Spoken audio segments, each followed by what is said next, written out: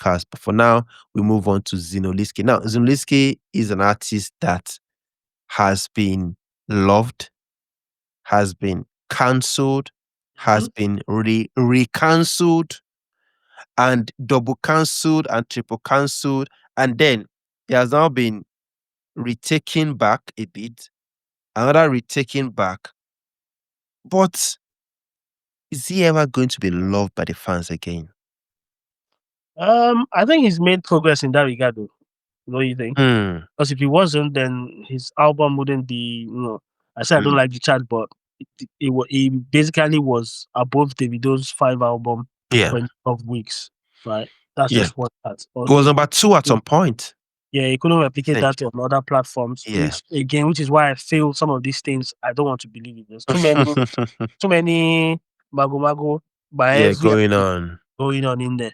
Can he be taken back by Nigeria fans? I think he's made progress in that regard. His recent press run, after releasing the album, I think he's now decided, okay, I'm not going to do this with Nigerian media houses again. I'm focusing on foreign, which is fine because they are not as invested as people back home, right? Like they are just putting those clips out from those which I think is actually a bold move, and I think is whoever thought about that idea, A1 solid. Because if local people are not going to invite you to stuff at the no. And then go to the international guys. Now he's making appearances on podcasts, on these media houses, on that popular London DJ that is on the streets, and and those things are trickling down back home, right?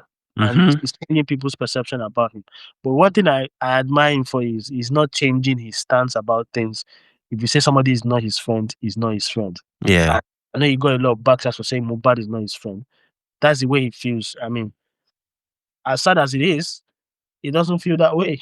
I mean, let's look at it from another angle, Big Lala. Sorry to cut you. Let's get from another angle. Now, during an interview recently, he talked about with the UK-based, with the UK-based online podcast, he talked about how he doesn't have anybody's number. He does not roll with any celebrity. He's not their friend. They are not his friends. He doesn't even have their number. Naira Marley is the highest celebrity in Nigeria that he has his number. That is his label boss. Now, Zinoleesky over the years has maintained that Mohbad, may his soul rest in peace. Mohbad, he's not his friend. Was not his friend. They were never friends. Now, a lot of people are saying he threw Mohbad under the bus. And that has gotten a lot of people. Now, there's been so many sides to the story or to the defense. Some are defending him while some are attacking. Now, the guys attacking him and saying, no, you cannot say that and everything. Now, the guys defending him brought up a very, critical and something we should also look at. The saying, they were both signed to a label. They are like co-workers. Are we going to say every co-worker are friends of each other? Are we going to say that Ricardo Banks and Korede Bello, signed to Maven at the time, are friends? Should they be friends? What if they are not friends? Would it be a bad thing if they are not friends? Because every artist would have their own management team, different teams entirely. The only thing that would bring them together would be probably the A&R or the label CEO, and that's about it. Every other thing spreads out from that, into different teams. Now, do you think Zinoleesky doubling down on this particular statement of Mohbad is not his friend, doesn't have friends in the industry and everything, has it done any good for his career? You know what the public opinion back then was? I mean, there was a lot of emotions.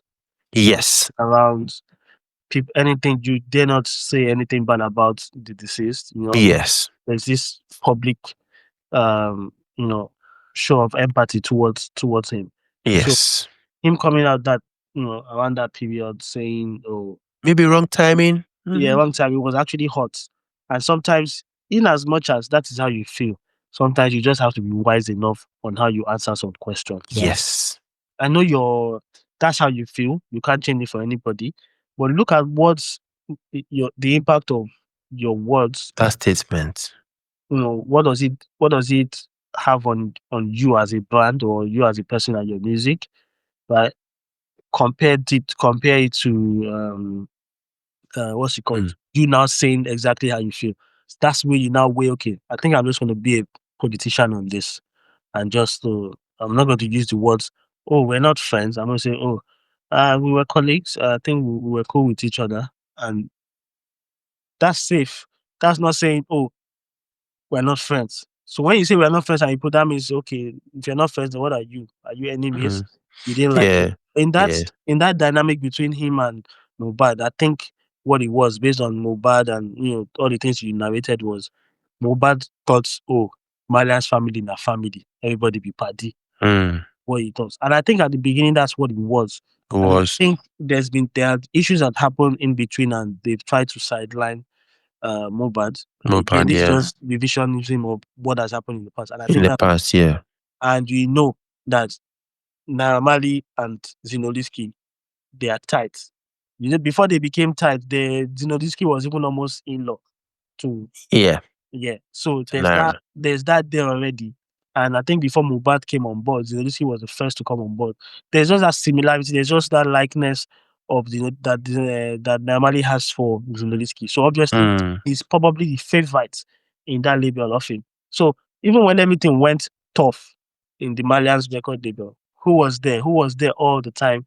Who was with Naira Marley? That shows how tight they are. Nothing has broken them. So yeah, I get what you say when you say that. I mean, they did not. It's not like they are friends, they are colleagues. That's facts. But someone else, even if we are colleagues, some people diplomacy. Yeah, diplomacy was what you should have used at that point. And that particular word, those words at that time, affected Zinoleesky too, because nobody's accusing Zinoleesky of anything. Unlike Naira Marley and Sam Larry, nobody's saying, "Oh, Zinoleesky, you did this to," or you were the one. They actually did, because there's an instance where EFCC came on board, and apparently it was more of a setup. They made Mohbad a fall guy in that. Oh, right. Yeah, and Zinoleesky there was this video clip of him saying that, or a voice saying that, and look at me, I cover, they fight for Zino, but I don't know, saying that them Zino and this and this and yeah. So they made him a fall guy. There's been a whole lot that happened, man. There's a whole lot that happened, and it is really, really sad. Now, what exactly is the implication? Because now this guy, Zinoleesky, has gone on, is in the UK granting interviews and everything, and he's still saying, "No one is my friend. No one. I don't have any celebrity fan. Everything." Does it mean that he's not even ready to settle with the industry? It's hard. It's hard for him to settle, because this guy was basically cancelled. Everybody cancelled. And I'm saying it because cancelled, even as far as industry artists. Yes, that's what he's saying, that they're not his friends. There was the song that's very popular with Adekunle Gold. Adekunle Gold, yeah. Party No Dey Stop. Imagine that incident happened. What did Adekunle Gold do? What's it called? He released another version without a Zinoleesky in there. Right? And when he performs, nobody performs his Zinoleesky's parts, you get. So not just that, other instances of people for valid reasons. Because it was that guy. It was. All of a sudden, the collaboration were not coming anymore. Yeah. The songs were not coming anymore. The charts were dropping. Everything was like, it was literally like the fans and the industry bigwigs combined together to say, you know what? No is no. It's too hot. It was too hot around that time. It's too hot. It's too hot that you can't touch him. When somebody is hot, you can't touch him that time because of what has happened. And you can't. Were people expecting him to leave Marlian's record and apologize at that time? Well, I think the whole way Marlian's record had gone about the whole thing also affected they themselves as a label. As a label, yeah. Yeah, because how many years now, and it's not like they've gotten to where they're meant to be in terms of yeah. A lot of the artists even have come out to talk about. The Fabian Blue has come out to say what he faced under Marlian's. The DJ guy, that Yabo Ojo.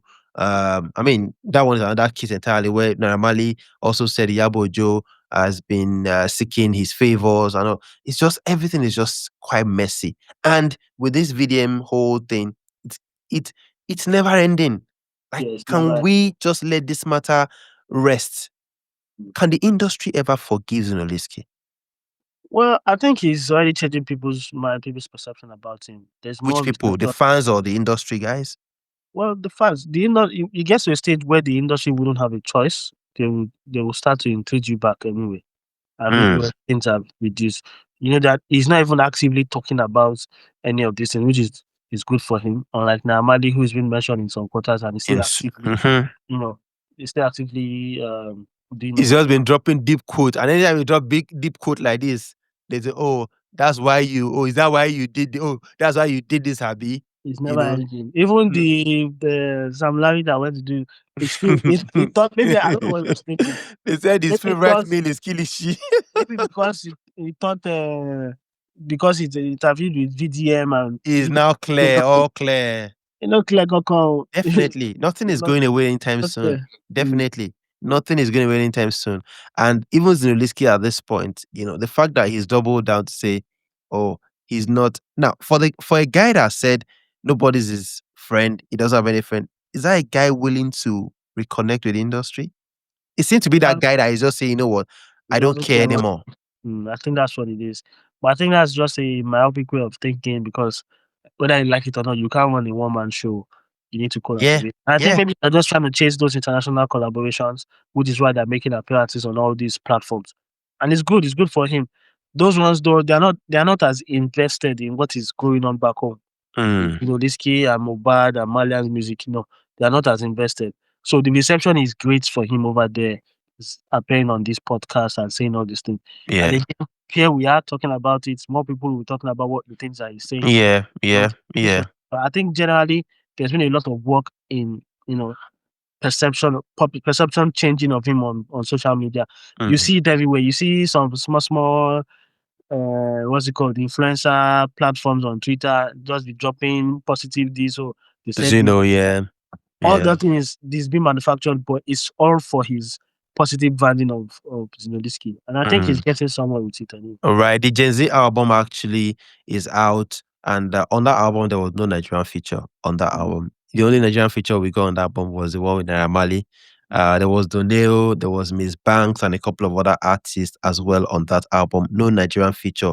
Whether it was the one who said no to Nigerian feature or the Nigerian features, the artists say, "You know what? Nah, not gonna be on this guy. I don't want to get cancelled as well. Please, I don't want to be a part of this project." And stuff like that. But the guys outside do not care about that much. Now, is Zino trying to get away from the Nigerian market and just build his fan base? The way some Nigerian artists are not very well, like a CK, not very well known back here in Nigeria, and then but internationally, is that the kind of brand he's trying to build? Can he build that kind of brand? Yeah, I think it can work out because it's not all this fixing of all these interviews that is attending. They are intentional, like I said. Yeah, they're very intentional, and I think that's where he's headed as an artist. And can he play in that market? I think definitely because if Naira can play in that market and come to Nigeria and then try to establish, then what stops Zino from doing it? Going in there. Does he have the talents to do something like that? I say definitely yes, he does. He doesn't even have to do it on a large scale, but just on a good enough, level that he can release singles and he has a UK base that can listen to it. Right. Each on other UK artist base, and then from there you can trickle down all those things back to Nigeria. And I think he will do it. I think that's what they're gunning for us. Yeah, I think he'll do it. Right. Zinoleesky and every other person will be fine. We wish everybody the best, and we wish that everyone will be all right, and eventually justice. I don't know what justice is, like you asked me the other day, but yeah, we hope that justice is eventually served. Justice could be in any form as long as justice is served, and everyone guilty or innocent, whatever it is at all, everybody good day. All right, we wish everyone the best, and once again, RIP to Mohbad.